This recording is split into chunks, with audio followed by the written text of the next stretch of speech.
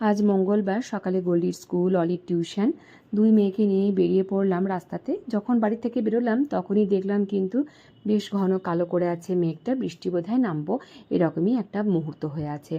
কিন্তু বাড়ি থেকে বেরোনোর সময় হাতে করে ছাতাটা নিয়ে আসতেই ভুলে গেছি।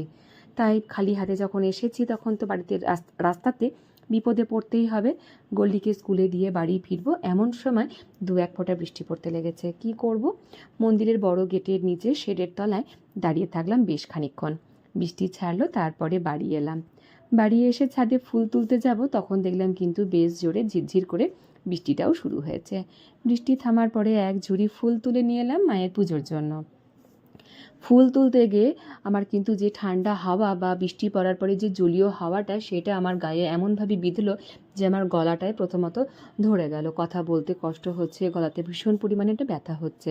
আমার এই যখন বৃষ্টির আবহাওয়া থাকে বা বর্ষার সময় বা শীতের আগে পরে যে সময়টা, যখন ঠান্ডা হাওয়াটা দেয় তখন আমার গলাটা বেশি অসুবিধা করে। তখন আমার কথা বলতে অসুবিধা হয়।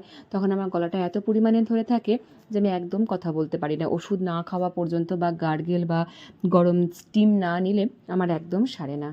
কি করব, কিছু করার নেই। তাকে গার্গেল করে করে ঠিক করছি গলাটাকে, আজকে সারাদিন এটা ভাবি ঠিক করব। আর বাইরে যখন বৃষ্টি পড়ছে এরকম একটা গরম গরম বিগনি করলাম জলখাবারে, সেটা দিয়ে সকলে মিলেই আজকে কিন্তু